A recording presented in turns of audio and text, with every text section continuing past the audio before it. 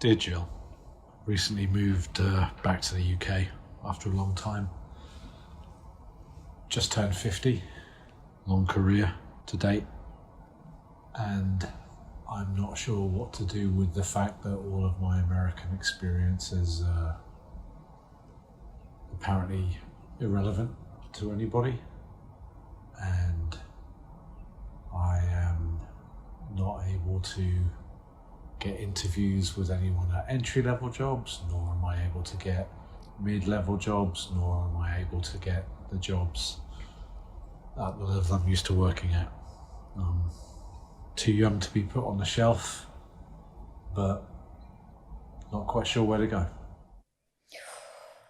Neil, okay, this is really tricky because I don't know what area that you work in. So this is really, really hard. I'm trying to imagine what experience someone could have in a country like America that isn't relevant to us.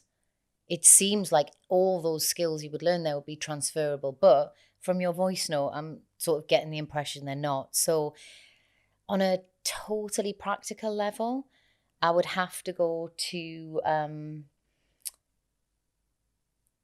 what are they called, Emma? Those people that get people interviews. I was just talking about them this morning.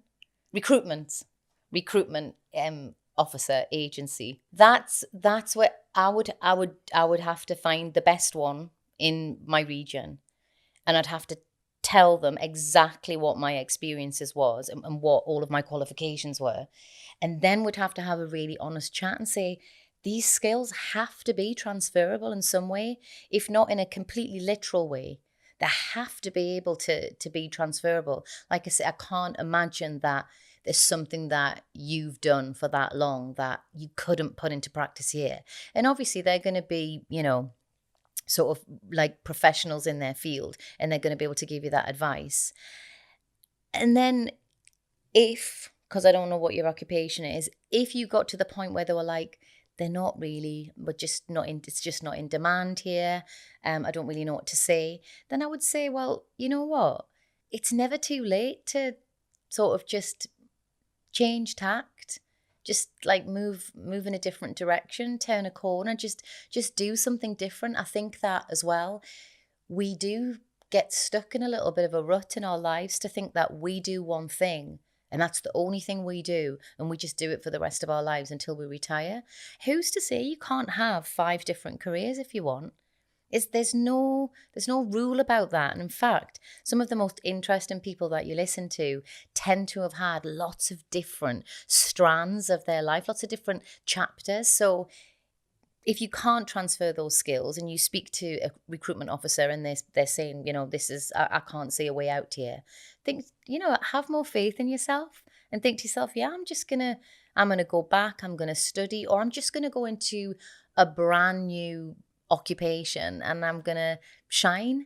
My partner, when he's employing people, and I'm sure there's loads of people that think like this, he's like, he said it, for me, it's never really about where someone studied or what qualification they have. He said, obviously, I'll have a look at their CV and see what they've done or where they've been. He said, but it's really how somebody interviews. It's what they bring into the room. It's how they communicate with me. He said, that's really the most important thing for me. So I know what you said in your voice note was it's hard enough to just get an interview, but somebody will at some point give you a chance. And if it means that you have to write like a covering letter to go in with your CV and just sort of say, this is kind of where I'm at and this is my experience, but I'm trying something new, I'm trying something different. I'd absolutely love to just be given a chance. Just let me sit opposite you and let me show you what I've got. I think that there's loads of people out there that would give that person a chance. But let us know anyway, because I want to know how you get on. What about that fact of, he's 50. He says, I'm too old to be put on the shelf. And you say, like, obviously, you wouldn't look at the qualifications or where somebody studied or whatever. You look at life experience. But you could also think, like, oh, there'll be somebody younger that's better than me. But that's not the case. Yeah, and I think that the age thing always comes into play. I think that people start to get really paranoid when they hit the big 50. You think, oh, I'm on the last, let's say, 15 to 20 years of your career. But this, the way that I've always seen it, I know I'm not in business, but I'm like, if I was an employer and I was interviewing a 50-year-old usually has kids who are pretty much adults now. They're either settled in their marriage or they're in a relationship or whatever. They're at a golden time in their life where they're going to give you so much of themselves. They are not in the 25, 35 to 45 period where you've got kids, they're growing up, they're going to school. They've got so much going on.